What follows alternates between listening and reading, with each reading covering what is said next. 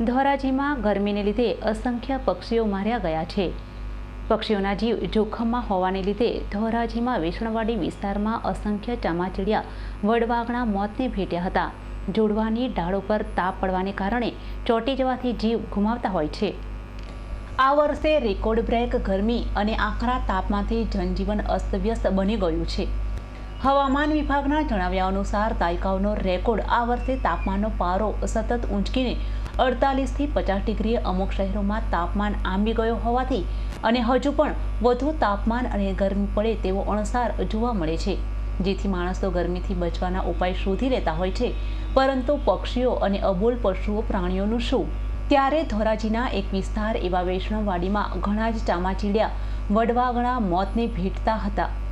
અસહ્ય તાપને તડકાને લીધે જોડવાના ડાળોમાં અસંખ્ય પક્ષીઓના મૃતદેહ લટકતા હતા અને ઘણા જ ચામાચીડિયા વડવાગણા જીવનમરણ વચ્ચે ઝોલા ખાય છે। ત્યારે ધોરાજીમાં તો ઠીક, પણ ગુજરાતના અસંખ્ય ગામોમાં ઘણા જ પશુઓ પક્ષીઓના મોત થયા હશે। મહેરબાની કરીને પક્ષીઓ માટે તમારા ઘરની છત પર અથવા દિવાલોમાં ઠામ વાસણમાં પાણીની વ્યવસ્થા કરવાની તેમજ દાણાની વ્યવસ્થા રોટલા રોટલીનો ભૂકો કરીને નાખવા વિનંતી છે।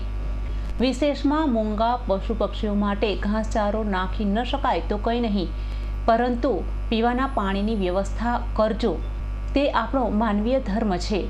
પશુ પક્ષી પ્રાણી ઢોર ઢાકરો માટે પીવાના પાણીની રોટલા રોટલી પણ ઘાસચારો કે લાકડાના માળામાં જે કંઈ પણ થઈ શકે તે દરેક વ્યક્તિ વ્યવસ્થા કરે અને માનવ ધર્મ નિભાવે, જેથી દરેક જીવોનો જીવ બચે। આપણે વેસણવાડી ધોરાજી જાળવામાં શું થયું છે? જાળવામાં અસહ્ય ગરમીને કારણે અમારે અહીંયા રહેતા વરવાંગડા જે હજારોની સંખ્યામાં હતા એમાંથી 200-500ના મૃત્યુ પામ્યા છે અને હવે અસહ્ય તાપના કારણે એના મરણ થાય છે। તો લોકોએ એવી અપીલ કરે કે અમે એને માટે કાંઈક વ્યવસ્થા કરે કે એને છાંયા માટે ઝાડવા વાવે અને છાંયો આપે, એવી મારી વિનંતી છે।